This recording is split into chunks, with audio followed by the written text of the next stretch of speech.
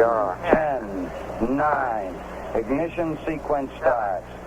6, 5, 4, 3, 2. To the Alien Probe podcast. I was taking my trash outside at 8:45 p.m. It's around 4 apartment buildings away from our apartment, so our trash dumpster is one of the huge ones. Anyway, we got halfway to the trash dumpster and I looked up. What I saw was just mesmerizing. Imagine looking up at the stars, approximately how far away from Earth they are. We see 2 star-looking spheres. One was lower in the sky. The other was higher. I told my mom, and she looked as soon as she did. One lower one, part of the sky, looked like it was building up energy for only 3 to 5 seconds. It went straight up and to the left. Then the second did the same. It did a zigzag in the same place, the other. When it reached our atmosphere, it was a large flash. This came in from Ray on Facebook. It is Saturday, and the date is July 16th. I'm Doug, and joined again to the Alien Pro podcast is Dr. Bill. Hey. Bill, Hey. what's up? Nothing much. How you doing? How you hanging in there? Good. It's been a couple hours, and, then we had equipment failure, and now we're back on again. Yeah, I don't know what's going on. It's everything looks good. What do you think about Ray's story there, Bill? So I don't know where Ray didn't tell me where he lives, but it was interesting. How did you get this information? Was this through Facebook? Yeah, we did a Facebook on the Alien Probe podcast Facebook page. He came in and IM'd me from there. We had a couple of those. We had another one from Mary. Mary's is quite extensive. Mary's was actually abducted when she was around 3 years old, and she's had quite a few. We'll either have Mary on, or we'll have a lot more detail about her abduction and her experiences with extraterrestrials in the future. We're lining up some guests. We'll do some interviews, and it should sound good. Oh, did you see that the new Flatlanders episode is it? What's the call? No, I didn't. The episode 2. Episode 2 is out. I will get it. And I haven't seen it yet, but I went back and forth with Shelley Lewis, who's the producer. I think she's the producer.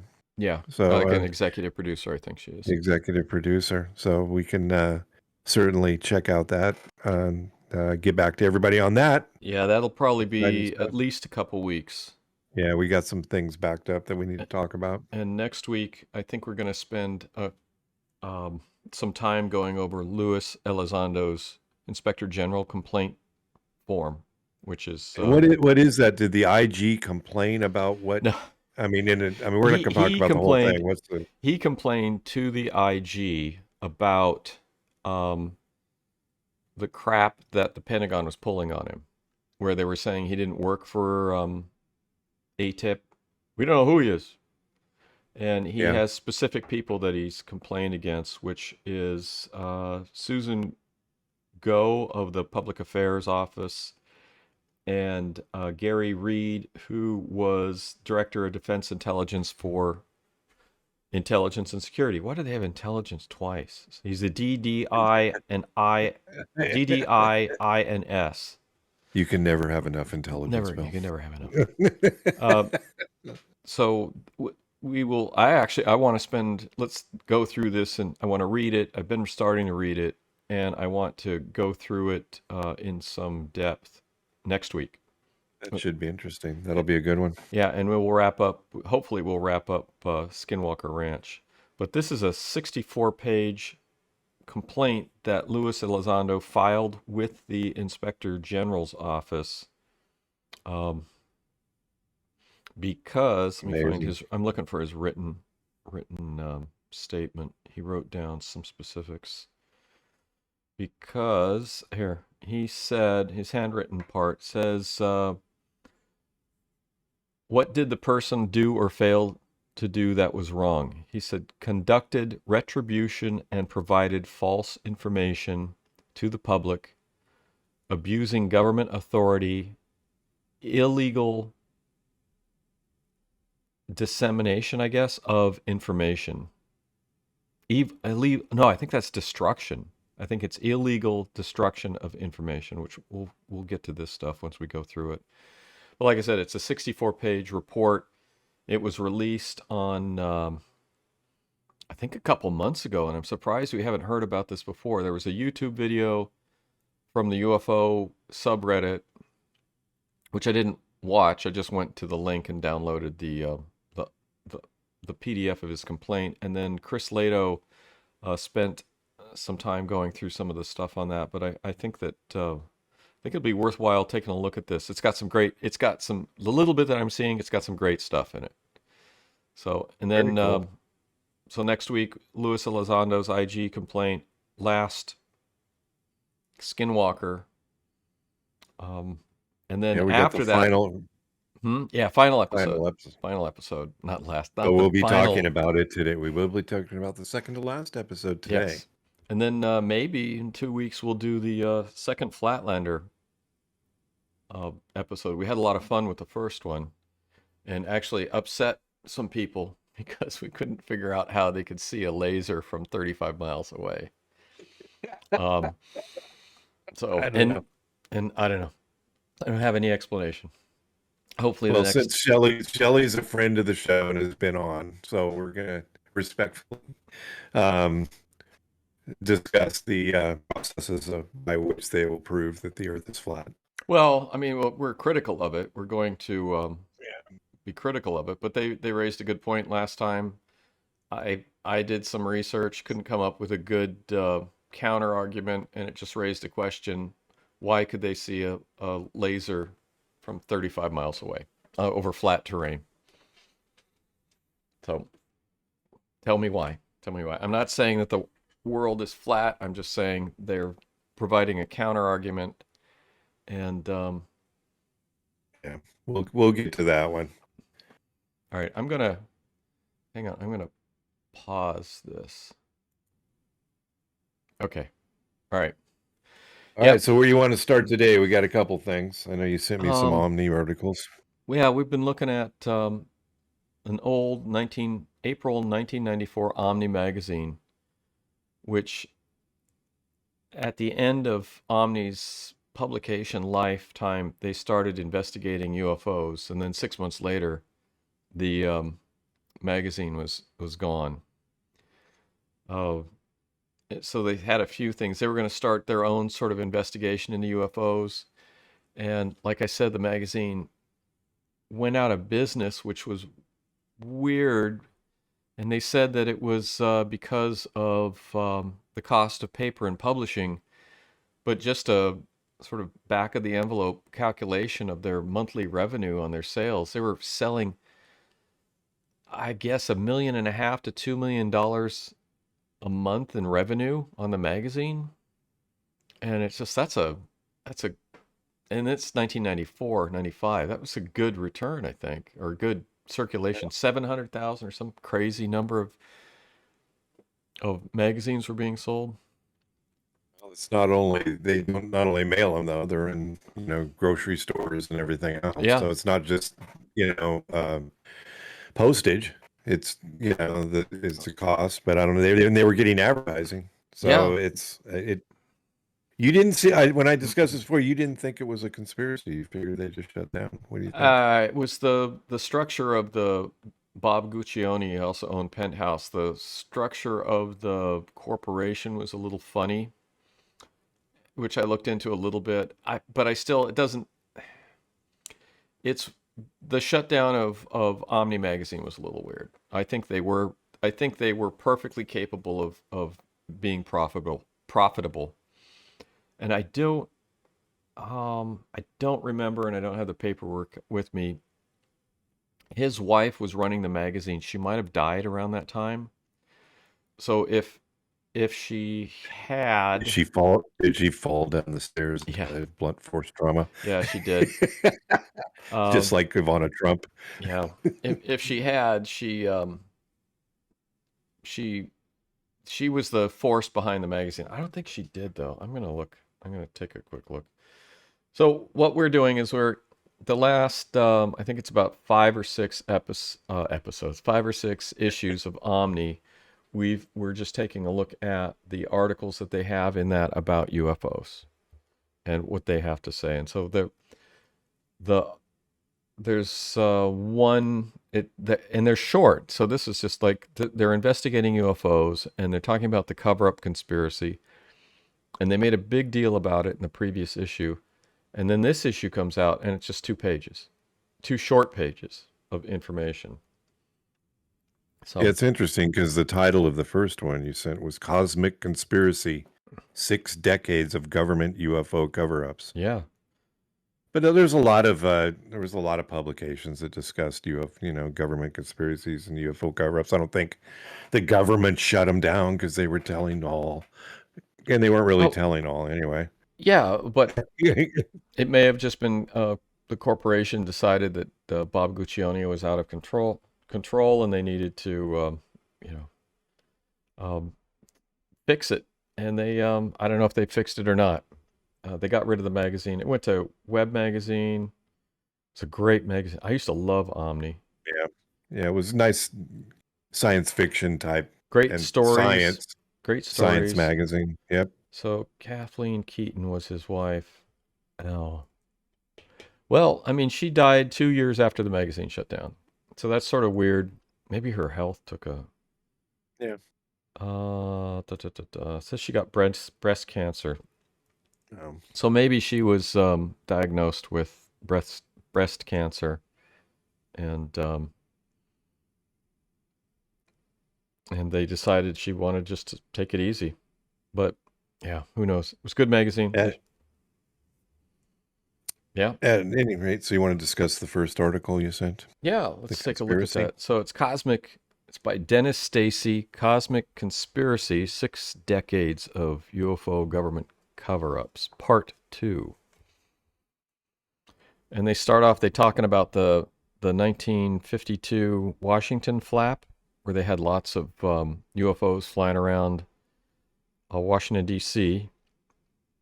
They talk about Air Defense Command dispatched 2 F-94 interceptors, which failed to make contact with the targets, which isn't true, because we know from the interview with the spokesman at the Pentagon. We went through an interview with him that was done decades later. Do you remember his name? No. I have it here, I think. Yeah, but right there. Have it at your fingertips, Bill. Yeah, I do. Bill's very organized. No, I'm not. PhD I'm and sort of organized. Oral history interview with Albert M. Chop. And he actually talked about this incident, and he said the F-94s actually made contact with the UFOs, and the pilot, and it was they dramatized that in a movie that came out in the 50s, and the pilot flies up to the UFO, and he goes to the air traffic controllers, or the controllers. He goes, "What do I do?" So he's like flying along these things, and he's like, "What do I do?" Secondarily to that, I was reading in Frank Edwards' Flying Saucers Serious Business, and he talks about Wilbur Smith, who was the Canadian UFO guy that I think was the comparable to Hynek in the U.S. as far as investigating UFOs for the Canadian government.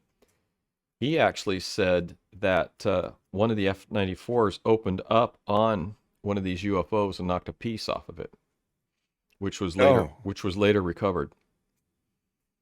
So there was, and then there was interesting. Yeah. So we have there was another thing that happened with that, but anyway. So this article, the guy says that they failed to make contact.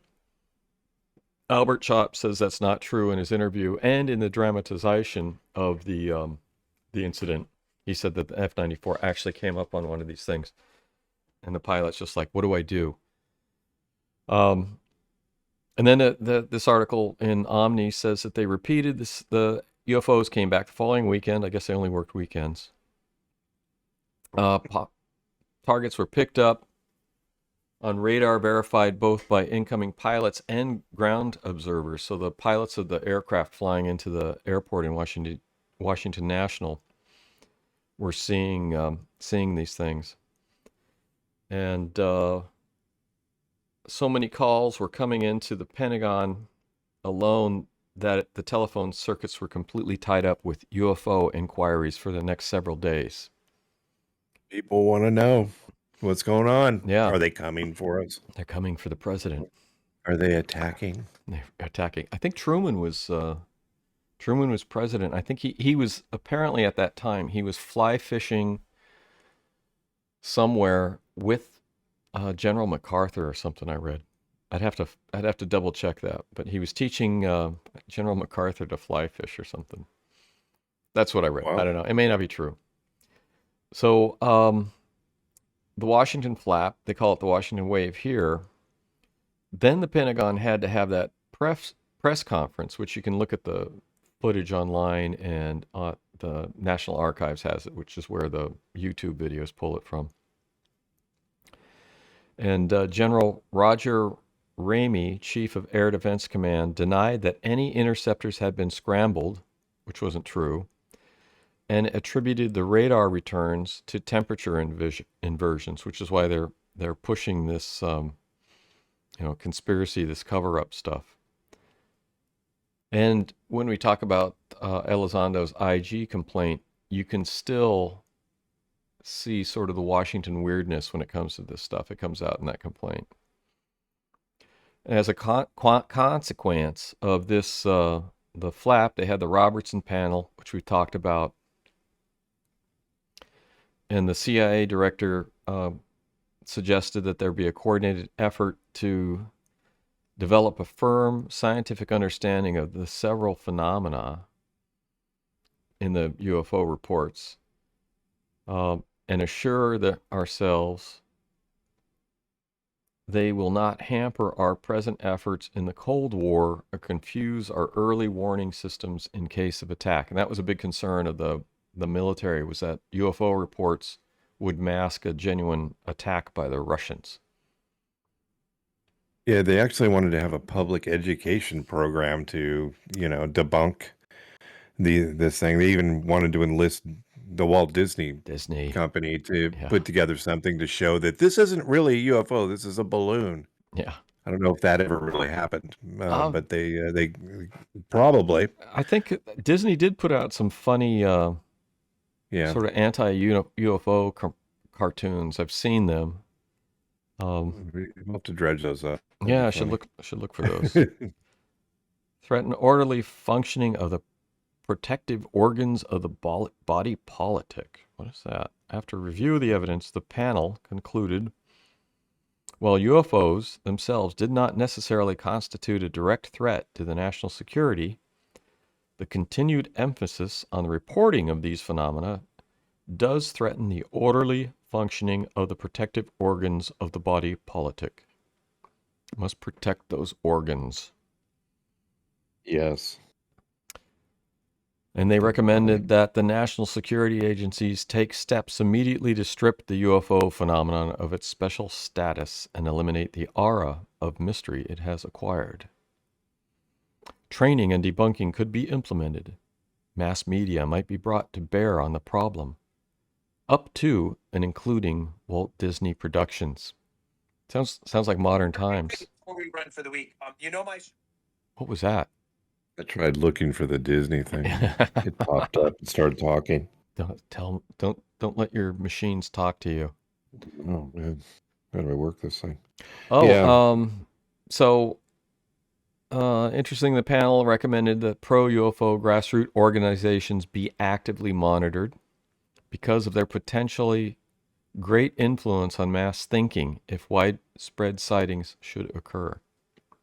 It's happening today. It's happening mass today. Thinking. Mass thinking. Most everybody I talk to simply says there must be something out there, and that would be not something in the 50s and 60s that you would openly say.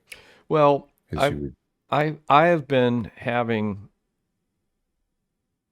sort of doubts because I'm thinking, well, Louis, and it comes to Louis Elizondo, and he's he's been doing this same song and dance for 10 years or something. His spiel. And while I've only barely began to read his IG report, it's really helped to alleviate some of my doubts about him, because I'm going, well, he only talks about these limited things. But this IG report is sort of, it's interesting because it's obvious that, well, one, he did work for this organization, which we knew, and the Pentagon was lying about that when they came out with that stuff saying he didn't, which was bizarre. But that he was a very serious, and apparently still is, very serious and very dedicated individual investigating this phenomenon. So my doubts about, I was worried that, maybe this was U.S. stealth aircraft or special aircraft and stuff like that. But I'm having my doubts. You got to have an open mind. You got to have doubts. You got to think about things. You got to constantly sort of reflect and assess, especially when you're dealing with things that involve intelligence agencies. Your typical scientist, you're going to say no before you say yes. Typical, yeah. Yeah, we are trained to say no. Absolutely. Because we don't know. If we don't know, it doesn't exist. Yeah. Well, you're trained as a scientist, you're trained to say no. You look at stuff and you go, no. You can't say it could be. No. You can't say maybe. No, you just say no.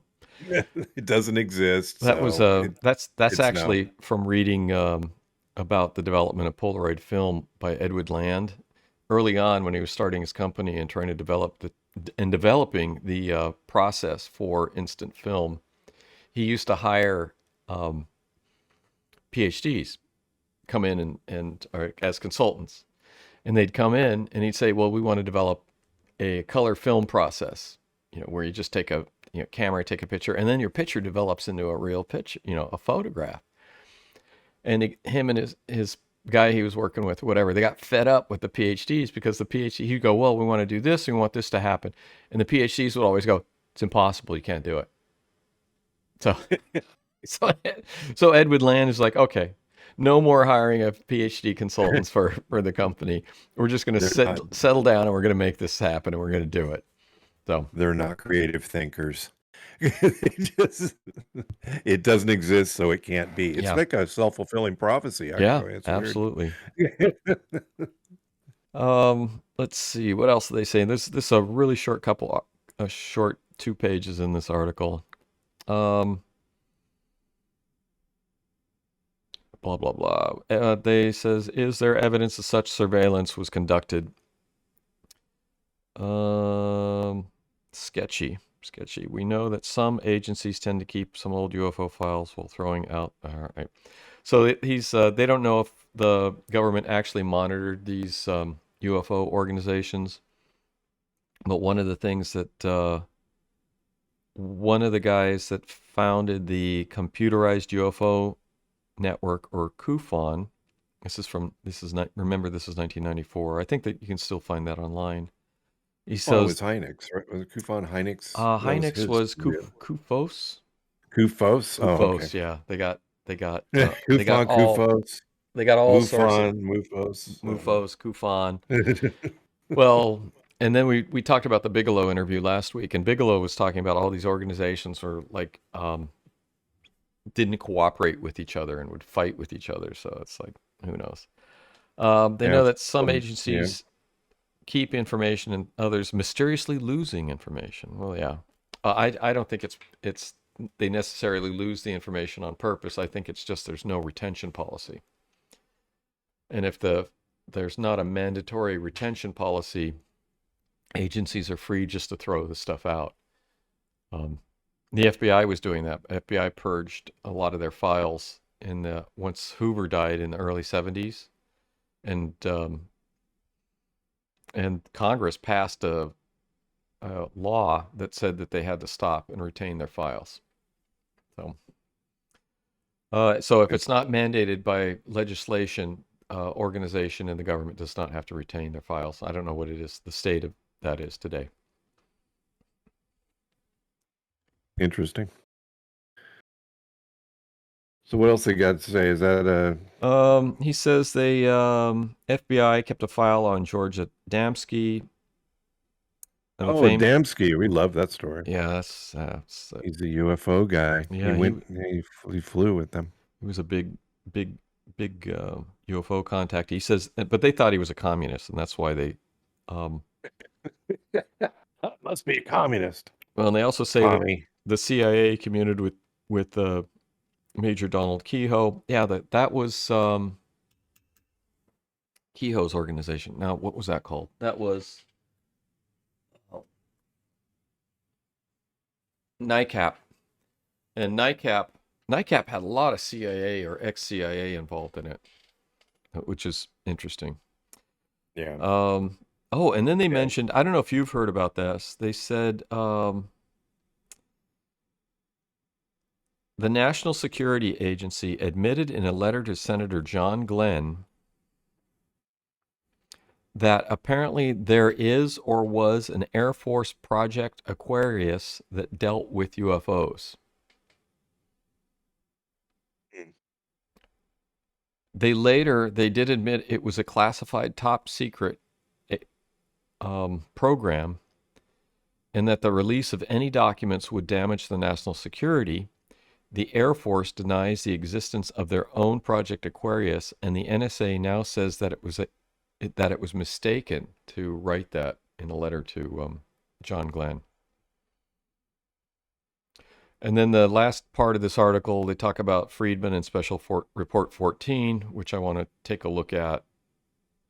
And that was, now Friedman emphasized that Special Project 14 was important because it was put together by the Batil Institute. I'm looking for the name of it, which still exists and still does government contracts. It's a contract research organization.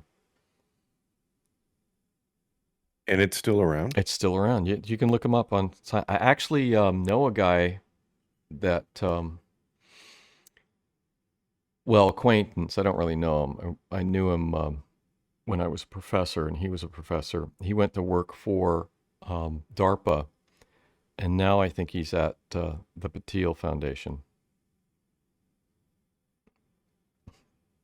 And I'm not seeing that. Yeah, it's interesting. Yeah. It's a contract. It does specialized contract research for the federal government. It's a big moneymaker.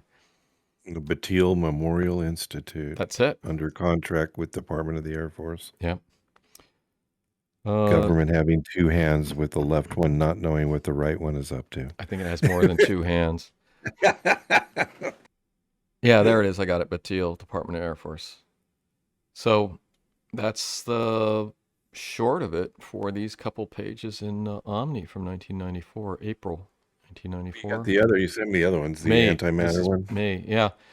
And then there was just a couple other things in there that was interesting, and that was the antimatter, which was talking about Erich von Däniken and the extraterrestrial gods and aliens.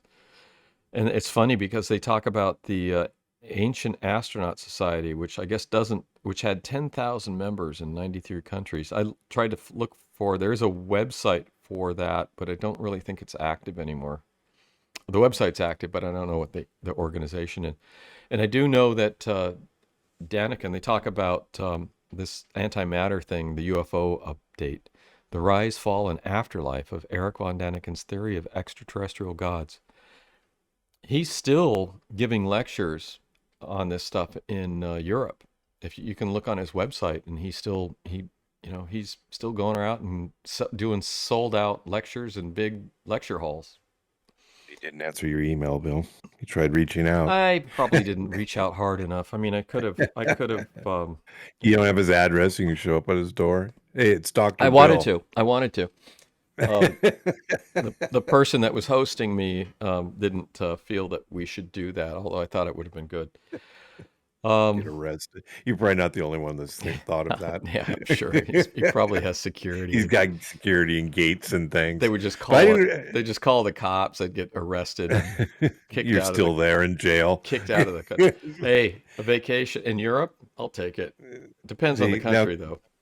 Carl Sagan didn't subscribe to, and I didn't realize that, to Eric von Daniken's theories. Sagan What was his problem?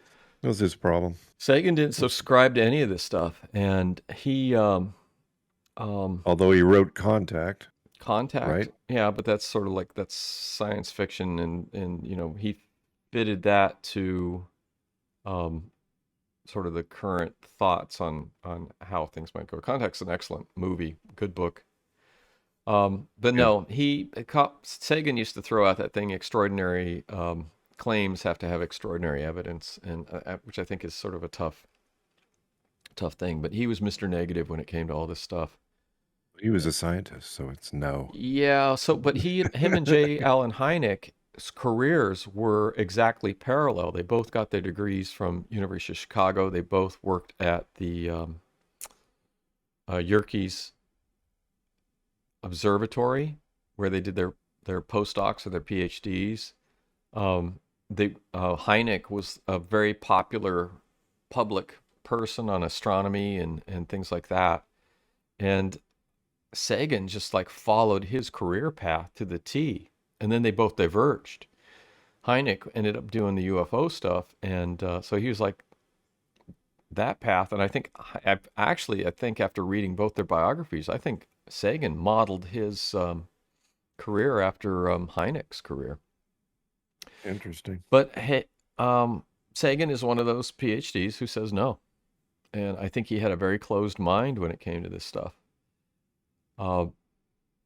And I actually read his biography, which is right there. One of them. He has two of them out there. It's an unauthorized biography by, but with the cooperation of his family, because it was written after he had passed away. And I finished the biography and I go, this biography really did not like Sagan.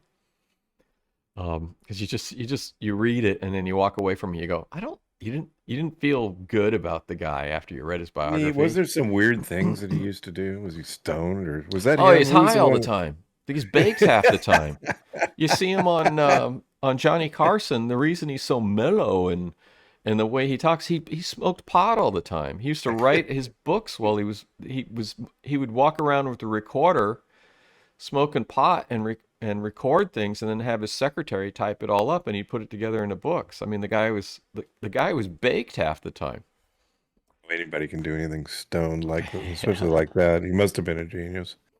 But his biography did it bear out? Did it discuss that? Yeah, is that where that came out? That's how I found that out. It was from his biography. The guy was baked half the time. That's great. Yeah.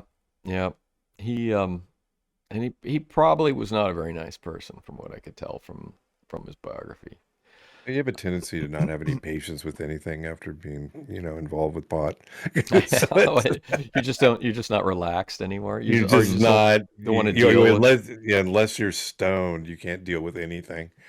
That I think was that probably was a big factor for him. It's just like nothing, yeah. But yeah, I'm seriously, the guy was baked half the time.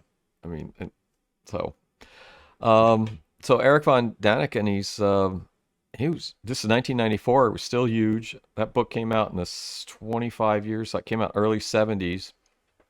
Speaking of Sagan, there was a book that came out that slammed Eric von Daniken's first book, Chariot of the Gods, and said it was crap. And Carl Sagan wrote an introduction for that.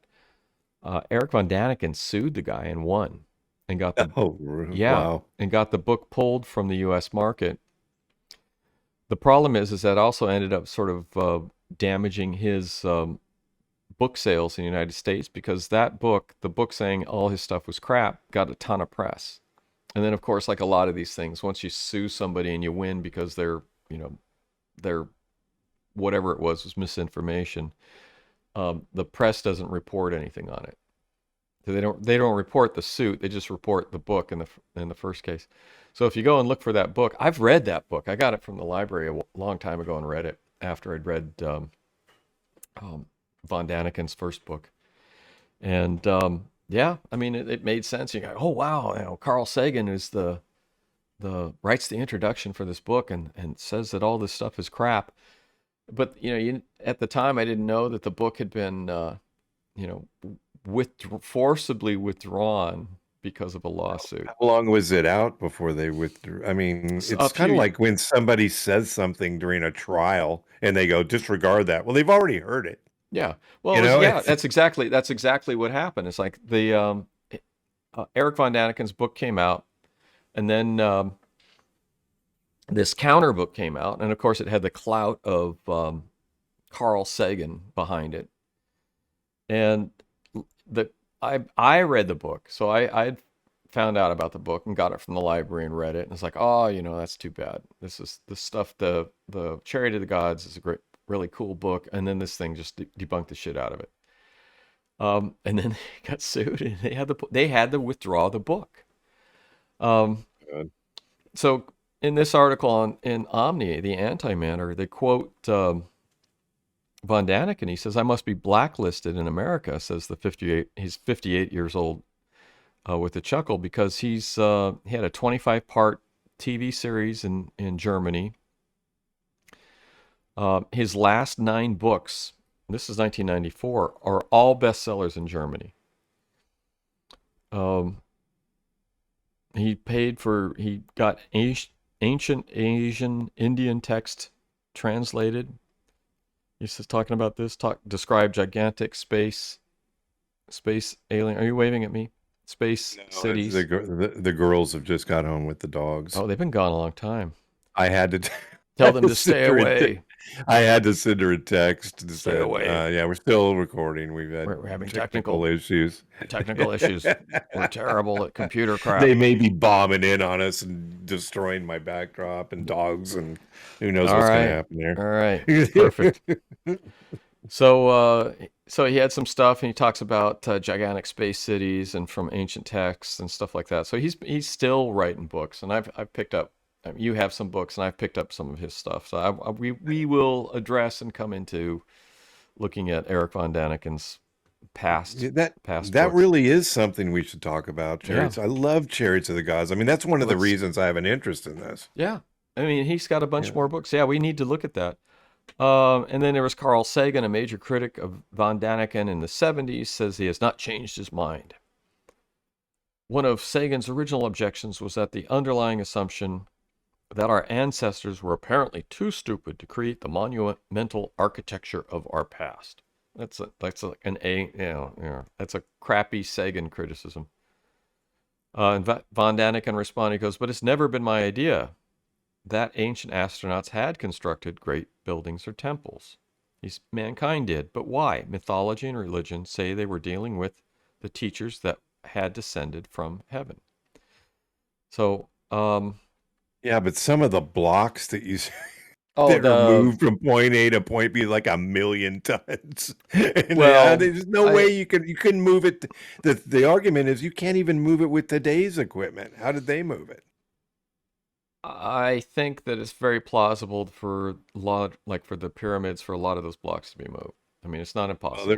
Those aren't really that. There were others. That wasn't really the ones. Yeah. The ones that are really weird are the ones in Peru. Yeah. Peru, where they have the blocks are machined to oddly shaped blocks that are machined to fit tightly together. That's incredible stuff. And then there's some other blocks and stuff that are like there's like one where they've talked about where it's like a house was carved out of stone, but it's upside down. Yeah. So I don't know. It's like these are places that I want to visit at some point. And see for myself, because you look at the pictures online, you're not really getting a full idea of exactly what everything is. And then the last antimatter thing that from this Omni Magazine of May 1994 was did you see that I sent you the vampire capital? I loved that article. Vampire LA is the vampire capital of the world. And they have the amount of They have, what do they have, 20 down there? Well, 10% of Americans are vampires. Moved to LA in 1992, making the U.S. vampire. Well, The he's U.S. 10% of the American vampires are in LA. So the total Yeah. population, 10% of the vampires have moved to LA. And Vampires are beautiful, charming, charismatic, and sexually dominating, and they fit right in with the LA lifestyle. Years ago, in the early 80s, I met this guy at this people's house, and he said he was writing a book about vampires. I'm wondering if it was this guy. Really? The Stephen. I don't know, because he was like the house I was visiting. There's a woman that lived there that he was like trying to. I mean, she was like hot, so it's like everybody wanted to hook up with her. So she always. I mean, there was always some guys hanging around, and so this guy was there for like one time I went by and this guy was there. There was other people at the house, but this was you'd always meet interesting people at this place. And It looks like it was written by a woman, though. Sherry Baker. the article? No, but this guy, Stephen Kaplan, who says 10%, he was a vampirologist that was researching. Vampirologist. Yeah, and so I was at this house and I was just hanging out, and this guy was there because of this woman, and I was talking to him, and he said that he was like he had met vampires, and he said same thing about them, same sort of description, that they're beautiful, charming, charismatic, and sexually dominating. And I was like, how was I go, did you have sex with that? And he goes, oh yeah. I go, how was it? He goes, it was mind blowing, man. Oh, wow. And this guy wasn't a hippie. So yeah, it was a weird story. And I'm just like wondering, I wonder if it was this guy. So anyway, I looked him up. He's passed away. And have you ever heard the theory? You know how there's lots of good looking people in the LA area, Have you ever heard that theory that because, people would migrate to be in film, that's why they have so many good-looking people, because they would mate and have other good-looking people? Yeah. That's why there's so many good-looking people in the LA area. Yeah, that's it. That's it. I don't know. Maybe you told me that. No. That sounds like a Bill story. No. I might have. I don't remember. Yeah, I think it's just there's a mystique to LA, and people. You think about somebody who's living somewhere else in the U.S. and they go, God, you're attractive enough to be a movie star. You should go to L.A. That used to be a thing. Or you're beautiful enough to be an actress. I can introduce you to Harvey Weinstein, get you a job. So there would be some things to do before you get your first gig, though. Yeah, you got to do some volunteer work. Yeah. We have a plane you need to go on. Yeah, he's a good one. Yeah. So, or Epstein. Go to the island. You got to go to the island. Epstein. There's a lot of freaks. Yes. There's some bad people out there. I've been to the Epstein Island 26 times. I never saw any women on the island. Have you been there? No. That's a former president's been there 26 times. They never saw anything. Oh, speaking of which, this former president who has a wife and a daughter. I just read a thing that says he also has a son, a 5-year-old son. So, like, I saw a picture of his wife and daughter are like doing some promotional stuff. I'm like, why isn't the new kid there? So, where's the new kid? It's like our current president has a new grandson that he doesn't acknowledge. I don't acknowledge my new grandson. Why not? Great. Why not? What about your new grandson? Is he aware there is a grandson? He like spit on a reporter that brought it up. It says, "Have you seen your new grandson?" And he's like, "Oh, shut up! Yeah, I'll have you killed by the Secret Service." Sort of like our we have a crazy congresswoman that was called the cops 4 times on some comedian that was making fun of her when she was going in the Capitol building. It's like the usual crazy crap. Hey, we should. So you have 2 people that you're going to interview. One coming up to talk about. Yeah, well, there's one I want to talk about. The person at work. I have to be careful not to identify. Well, them. Yeah, you got that. I want to talk about that real quick. Okay. And she had overheard that I had that I'm doing a podcast because I've got another gentleman that I work with is a fan and he likes listening to it. And so she overheard it and she goes, well, and I told her what it was about. She goes, I saw a UFO. And so she told me the story that she was on the beach in the Gulf of Mexico and they rolled up in their car and she saw this flying saucer just hovering over the ocean and she had a camera in her hand, but she was trying to get her friends before she got the picture. She was just trying to get somebody else to see it. And so they finally went, oh my God, there's a UFO. And so by then, so she said it was the classic flying saucer shape that, we all know. And she went to grab her camera to take the picture and the thing zipped off, just like you see in the movies. It just shot Well, away. people always say, they go, it's like they know you're getting ready to take a picture. Maybe. Did you have her fill out the form I made? Did you fill out your form? No. Fill out the form. I have a form. I have some paperwork for you to do. Because she said, "Do you believe in UFOs?" And she said that to you? I've actually seen one. Yeah. And I said, That's "Well, cool. we discuss it. I haven't." Well, I do have to discuss. We're going to discuss the Skinwalker episode in a minute before we run out of time. But I do have to mention part of that Skinwalker episode where the UAP that they saw or light disappeared, like it went into another dimension. They say, or a portal or something. Yeah, it looked like it went behind the mountain to me. Well, behind the sighting I saw, which is the only weird thing I've ever seen in the sky, other than the planet we kept looking at, or whatever that was. Up in Foothills, when I had the house up there, is where there was a triangle of bright lights, and lights would come out of this triangle, but they would just appear out of the middle of this triangle, like you couldn't see what was behind the triangle, but they came out of it. And it was pretty far away. I mean, this is what you saw. Well, yeah, this is what I saw. Okay. So it was like the opposite. It was like the opposite of what they saw, but it was weird because it was a giant triangle in the sky, and it was again pretty far, and it was southwest of the foothills, and it was because you could see in the foothills there's not a lot of light, so you the star you can see all. It's not like the city where you can't see any stars hardly. Yeah. Or you don't see them well. But up there, the sky, see a lot of stars, and it was just weird. This is where you lived before, right? Yeah. Okay. Was this? So it was okay. And there was one of Johnny's friends saw it with me too, and I wanted to reach out if I ever happen to see him around. I don't know if I ever will, but I want to ask him, do you remember that? Because he said he saw the same thing I did. He goes, that is weird. But they didn't, and they just moved off and disappeared, Okay. It was bizarre. All right. And anyway, that was one, and then, this is what you saw. You said, yeah. Okay. But it's just, you don't know what it was. It was just weird lights moving around. I don't know. Okay. Weird lights coming out of a triangle, but you couldn't see.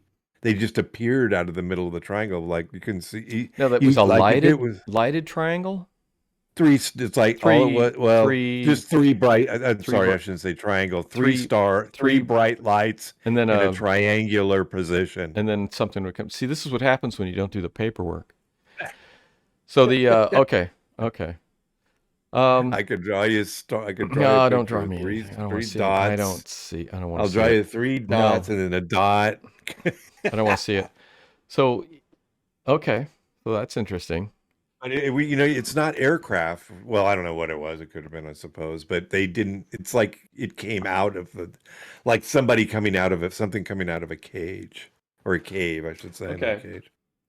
Okay. But yeah, it was bizarre. So yeah, that was my single. That's the single thing I've seen. That you can't. But it is weird that you can't explain. No. So you're going to interview. You had another person. You had a coworker. A new coworker or coworker that just saw a classic dome-shaped flying saucer. You have someone else that has an experience that they want to talk about, and then you have a woman who is an abductee. That was Facebook. That was the face. That's Mary on Facebook. Okay, and that's a woman, and she wants to talk about, at least in email, minimally an We may email. just, yeah, if she doesn't want to, generally we do these things, well, as you know, by phone, but this is for everybody else.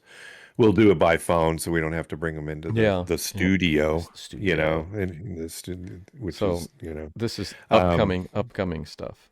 yeah, she So lives in Southern California, okay, so we could certainly do it by telephone if she wants. If she anybody who wants to come on, we're telephone. that yeah, we'd Yeah, we probably could. have to do it by telephone. I Yeah. mean, we could probably arrange to do if I don't know, at some point we need to do Zoom. I mean, I'm told when I Oh, talk to different people about this, they say, you might want to Zoom. but I Yeah, don't know how if we could record if we do it on Zoom. I'm not we can sure. do it. We'll figure it out. We can test.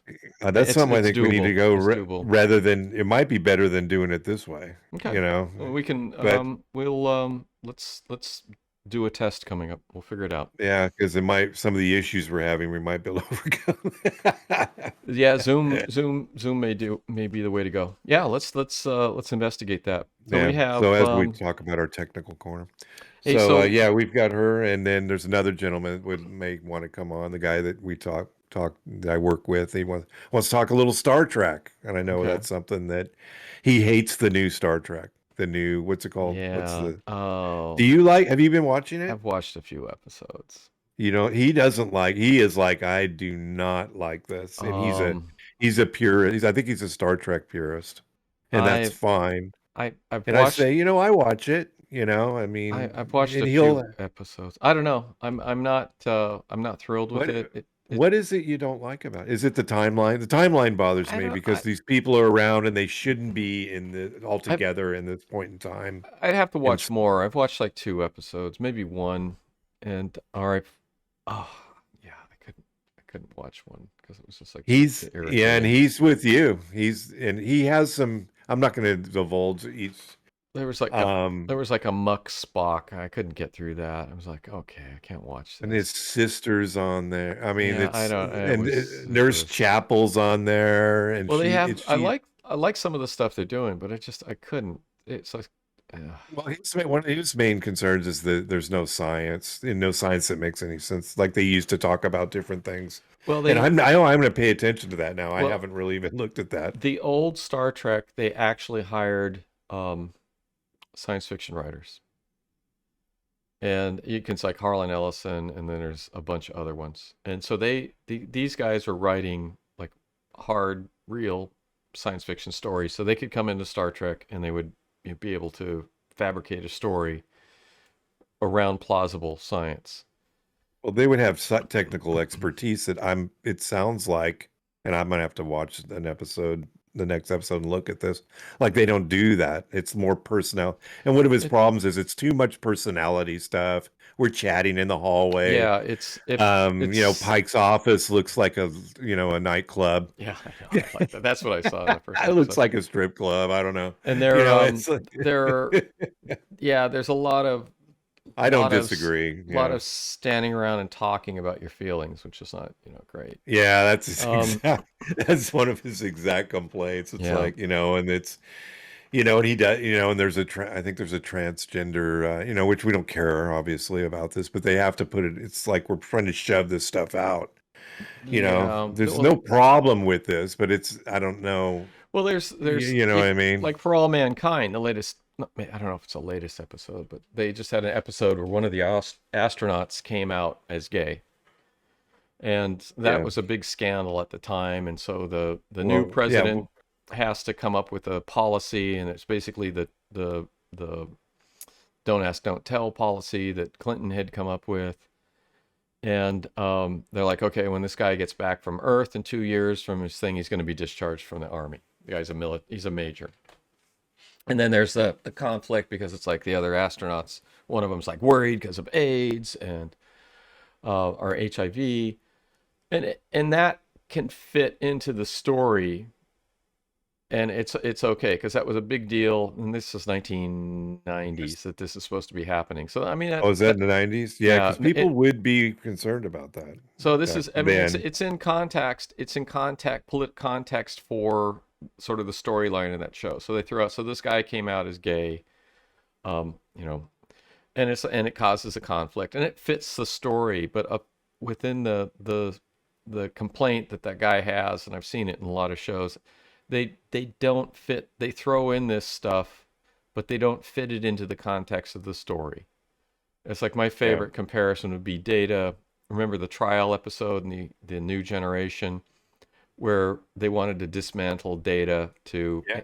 to Yeah. figure out how he was put together, and the argument was he's not alive, he's not real, and Commander Riker had to defend him. Oh, he was a prosecutor. I don't know who the defense was, and so they had to he had to prove that Data was conscious and alive and deserved to live.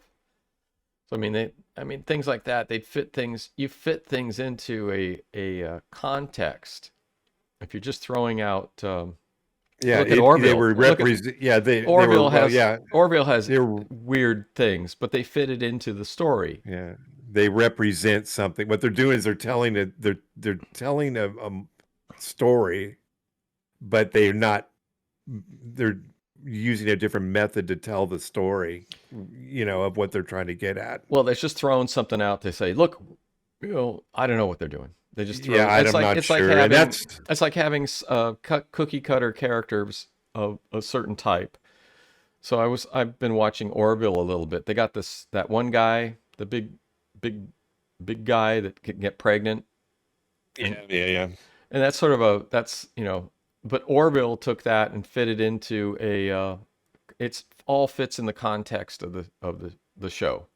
Well, this guy says that, and I believe we're going to be able to have him on and I love his outlook of it. He says the Orville's the new Star Trek. He says that's people aren't really they're migrating from the old Star Trek and they're watching Orville and loving it. And I love Orville. I think it's great. Orville tells a good story, and it's like I said, they'll throw in issues that are part of modern society and variations, but it fits into the story. You just don't throw out something just to throw it out to show that Exactly. you're Yeah, to show your political agenda. You're not just throwing it out to show your political preferences. Yeah, Which more you can they're do. trying to draw. You may be trying to draw. I don't know if they're trying to draw a certain. The old Star Trek used to throw out have political context. There was the guys that were remember the show with the guy that was black on one half and right, and they were fighting, and he goes, well, we can't tell what you guys are the same. He goes, look at me, I'm black on the right, and he's black on the left. And and that was a story, a metaphor for racial stuff in the United States. Was in the story. Then that's exactly what I'm talking about. It's perfectly. And nobody takes offense on it. They told, that they're putting it out there and they're talking about something that's going on in that day, today or that day. Culturally relevant in a context that people can relate to without shoving it down your throat and saying you're bad because you're not thinking the way that we think. And it's called entertainment. It's called, it's just good writing. It's like science fiction, modern science fiction. I've been reading the old Nebula award winners. They have these paperbacks every year. They still do, I think. I don't know, but they would come out with Nebula award winning short stories, and they'd come out with a paperback every year. And I have them from 60. I picked up a bunch from 67, I guess, or something, to maybe 1980 at most. And then, but science fiction changed. And it's like I was looking at the modern. I look at like the Hugo Awards and bestsellers and the science fiction stuff, and science fiction now falls into two different categories. You have it's romance fantasy novels, which is like the mainstream science fiction book now, is romance for the gals, and then it's military.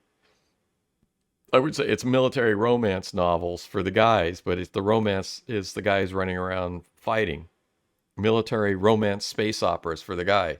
So it's like, it's not, you don't see classical science fiction like you used to, like Dune or all that other stuff, or iRobot, things like that. Now it's all, it's just dissolved into, basically I don't know what it is. And so it's entertainment for a lot of people, but it's not science fiction. But they're still Are selling it. we are we just dinosaurs? I mean, maybe we're just dinosaurs, and the people, younger Yeah. people, this is what they want. I mean, in No. marketing land, I don't No. know. They don't sell. I mean, you can look at a lot of things. They don't sell in the numbers like they used to. Yeah, There are, yeah, I don't know. It's so there are writers out there that write. I mean, it's still the military stuff is still. I mean, it's just like it's military romance, space opera, or military fantasy type stuff with guns and things like that. yeah. Those are really popular. But it's not classic science fiction like we knew when we were growing up, like Twilight Zone or Outer Limits or the old Star Trek or Star Trek: The Next Generation. And um, I think the like Battlestar Galactica is old science fiction. Westworld would fall into that. So there's still stuff out there, but the mainstream stuff that is sold, that is, I don't know who reads it. There's a market out there. Romance novels, there's always a market. So Have you watched The Expanse? Have you seen that? yeah, I haven't watched the last season because I got bored with it. That Yeah, was really good, and then I didn't care we watched 6 episodes and gave up on it, on and the that's first another season. one. Yeah, and that's another one. This guy's got to hang with it. It gets better, and I It's may drop back and watch it again. yeah, I don't even remember it, if you so I got to can. jump it. Yeah. It's I've watched all the seasons. I haven't watched the last one, but the thing that bothered me is there was the guy that was the pilot of the ship, and he was like the Texas Martian, and they killed him at the end of the second to last season. Just had him randomly die. He was like maneuvering, and his brain exploded.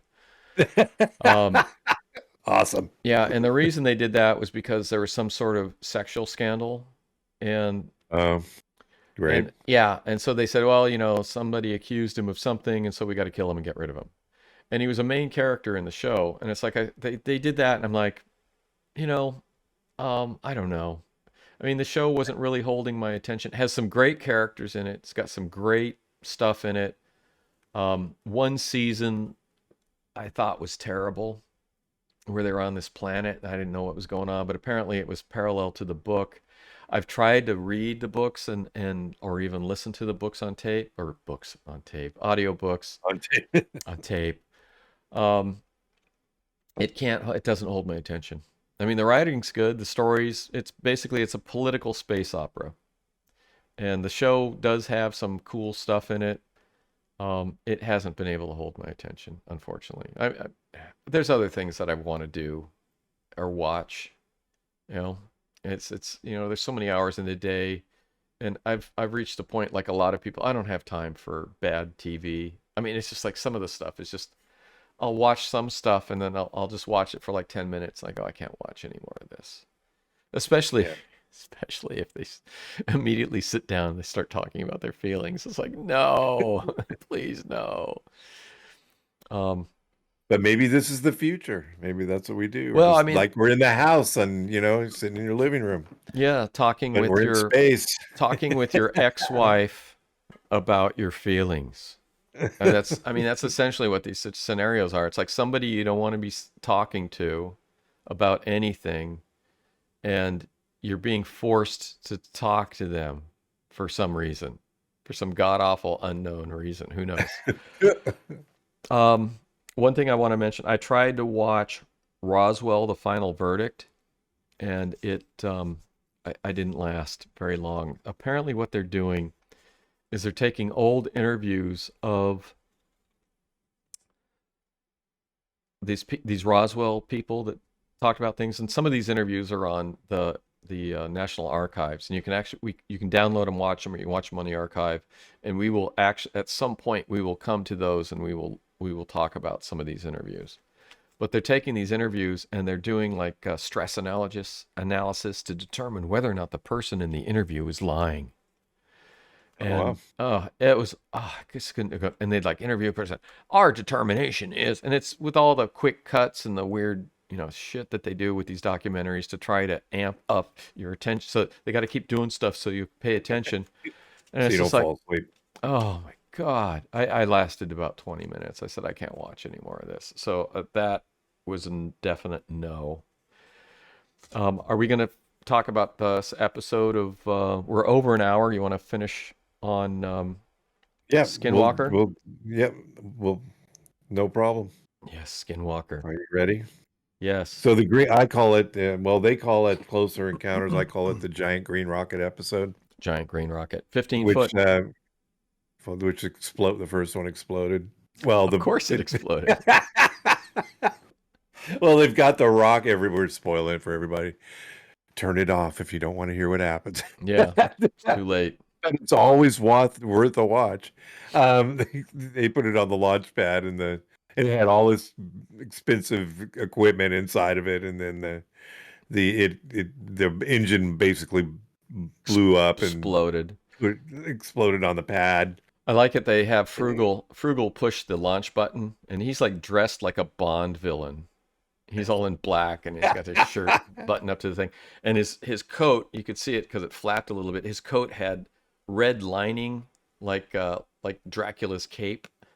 So it's just like, why is he dressed like a Bond villain? And of course, the rocket exploded with all their equipment. Then they put another rocket up. They had lasers. It was a fantastic looking sight. Well, and the idea was, hang on. The idea was it'd go to 5,000 feet. It would deploy its parachute, and then they would spray dust or chalk dust. What was it? Chalk dust. Chalk dust. Blow it out. Biodegradable, by the way. They had to safe for the environment. And at 4,000, 3,000, 2,000 feet to see if anything was in there. And then they had, lasers pointing, 3 of them coming to a point at 1 mile up. And the whole thing, if it would have worked, it looked fantastic. Might have told it something. And the chalk dust thing never did work. No. And then they fired a second rocket, which was, how big was that? 10 feet? That's a big rocket. Yeah. And then that one went off to one side, and it's like, it hit something. TT's going, it hit something and got deflected. And when he was talking about that, one of the rocket guys is standing behind him with like this expression on his face and like looked like he wanted to move sideways out of camera range. I don't want to be in this. I don't want to be in this. Sometimes these rockets do that. But then they had a third rocket, which they could have put up, and they didn't. Or maybe they did. Maybe they did the third rocket and it flew straight up and it didn't do a dive like the other one. And so okay, we're just going to cut that. We're not going to use that. Well, then they had a UAP that disappeared into the night sky. Yes, like your sighting, But there was only the opposite. Yes, there was something weird about that because they would like the camera angle would change oddly when they were showing it. So it's like they showed it moving towards the lasers, but then when it would disappear, it was like going the opposite direction, and it looked like it went behind something like a tree or the ridge or something like that. So they were playing games with the angle of the stuff, which bugged me. Yeah, I guess Rocket Guys, my note says Rocket Guys looking awkward and guilty. And they were selling everything real hard to Fugal. And one of my notes is, why don't they do a balloon? Yeah. What's wrong with a balloon? Get a nice size helium balloon or even a hot air balloon that's tethered and run it up. If there's something up there, a helium balloon would be fine. Get a decent balloon, have it tethered, run it up with your instrument package. You don't need a rocket. Well, the balloons are boring, Bill. I mean, the results are there, but it's really not very exciting. When you were a kid, would you rather play with a balloon or a rocket? Rocket is exciting. But how exciting is it to have your balloon go up and disappear? I mean, they could have it and it could disappear between the thing. Oh, and the second rocket was 9 feet, according to my notes. And then they never launched the third rocket. They were broadcasting the 1.6 gigahertz signal through the lasers, which I thought was cool. They had 17 people there, had radiation monitoring, and nothing. And I think that the UAP they saw on the film might have just been a satellite when they played with the angles. It was a very cool setup, but my question is, where's the third rocket? And Yeah. and it looked like a really calm night. It's like, what about balloon? Just a balloon with a Yeah. tether. Run it up. You know, Yeah. Just hold it. Yeah. Just tether it. And tether it, then run it up. at 2, 3, and 4 and 5,000 feet, you can deploy your Yeah, yeah. your dust, Yeah, your powder. or a drone, a commercial drone, Yeah. or Frugal's helicopter.